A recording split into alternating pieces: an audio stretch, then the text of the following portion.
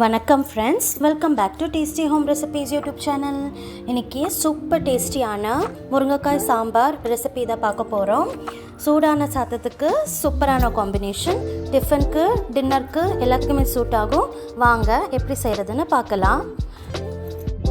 குக்கரில் 1 கப் அளவுக்கு துவரம்பருப்புக்கு 4 கப் அளவு தண்ணி சேர்த்து சூடு பண்ண வச்சுருக்குறோம்.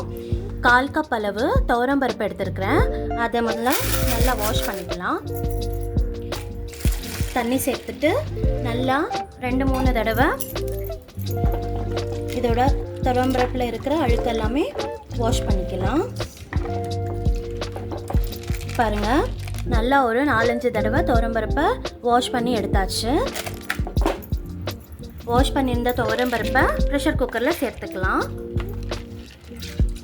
தண்ணி நல்லா கொதிக்கிறது, துவரம்பருப்பு அது கூட சேர்ந்து நல்லா வெந்து வருது. இந்த தால் கூட 1/4 டீஸ்பூன் அளவு மஞ்சள் தூள் சேர்த்துக்கலாம். ஒரே 1 டேபிள் ஸ்பூன் அளவு நெய் சேர்த்துக்கலாம். இதை 3 விசில் வர வரைக்கும் ப்ரெஷர் குக் பண்ணிக்கலாம்.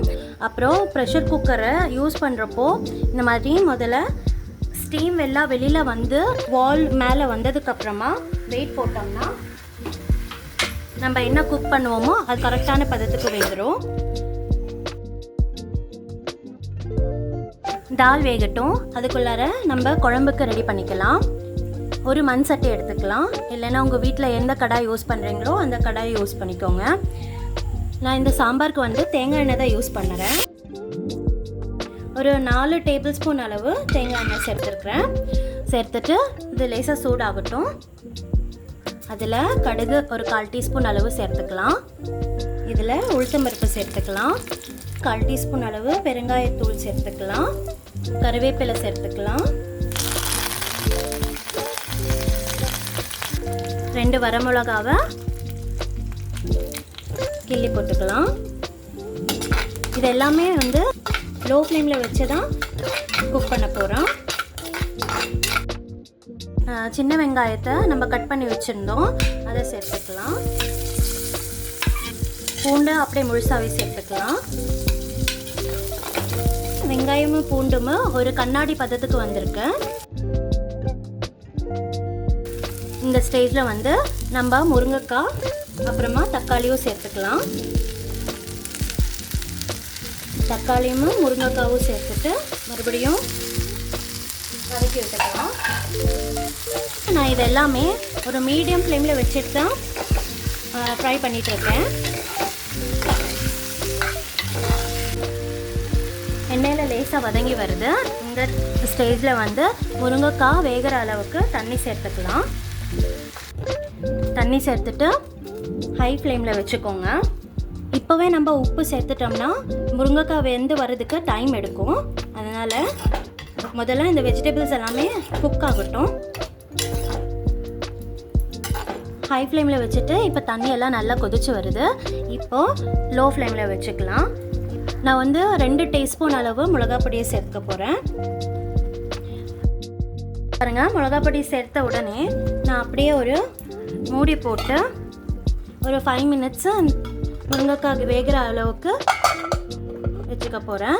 லோ ஃப்ளேமில் ஒரு 5 மினிட்ஸ் வேகட்டும். இப்போது தால் வெந்திருக்குதான்னு பார்க்கலாம். பாருங்கள், பர்ஃபெக்டாக வெந்திருக்கு. தண்ணியெல்லாம் சுண்டி இப்போ இந்த தாலை வந்து நல்லா மசிச்சு எடுத்துக்கலாம். தால் நல்லா வெந்திருக்கு. இப்போ நல்லா மேஷ் பண்ணி எடுத்துக்கலாம் பருப்பை. ஒரு நெல்லிக்காய் சைஸ் அளவு புளியை நம்ம தண்ணியில் ஊற போட்டுடலாம். புளி நல்லா முழுங்குற அளவுக்கு தண்ணி சேர்த்துட்டு இந்த மாதிரி உடச்சி விட்டுக்கோங்க. ஒரு 5 நிமிஷம் லோ ஃப்ளேமில் வந்துட்டுருக்கு. எப்படி வந்திருக்குன்னு பார்க்கலாம். இது எங்கள் அம்மா சொல்லி கொடுத்த ஒரு டிப்ஸு. எந்த மசாலா பொடி ஆட் பண்ணுறப்போவுமே நீங்கள் இந்த மாதிரி வெஜிடபிள்ஸ் கூட தண்ணி ஊற்றிட்டு மிளகா பொடி இல்லைன்னா சாம்பார் பவுடர் என்ன யூஸ் பண்ணுறீங்களோ மேலே அப்படியே போட்டுட்டு லோ ஃப்ளேமில் குக் பண்ணிங்கன்னா குழம்புக்கு நல்லா டேஸ்ட் கொடுக்கும். இப்போது நம்ம புளியை இந்த மாதிரி நல்லா கரைச்சிட்டு புளி தண்ணியை சேர்த்துக்கலாம். புளி தண்ணியை சேர்த்துட்டு ஹை ஃப்ளேமில் வச்சுக்கோங்க. ஹை ஃப்ளேமில் வச்சுட்டு நல்லா கொதிக்கட்டும். புளி தண்ணி எல்லாமே சேர்ந்து நல்லா கொதிக்கிறது. புளி தண்ணியோட பச்சை வாசம் நல்லா போகிறது.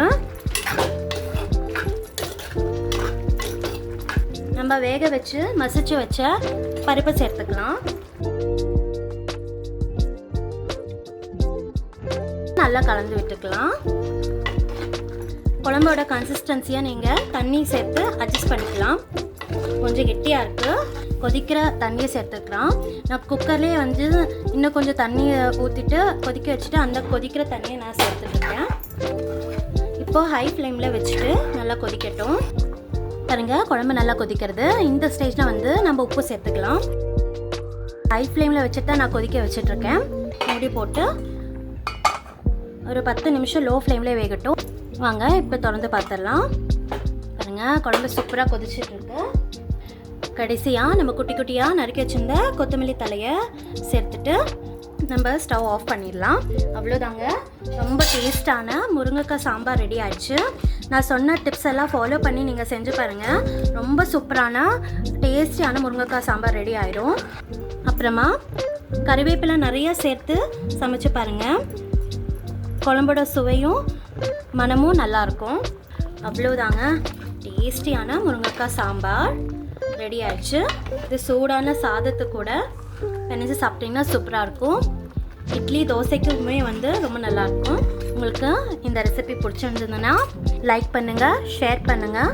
இன்னும் நிறையா டேஸ்டி ரெசிபீஸ் பார்க்குறதுக்காக டேஸ்டி ஹோம் ரெசிபீஸ் யூடியூப் சேனலுக்கு சப்ஸ்கிரைப் பண்ணுங்கள். தேங்க்யூ.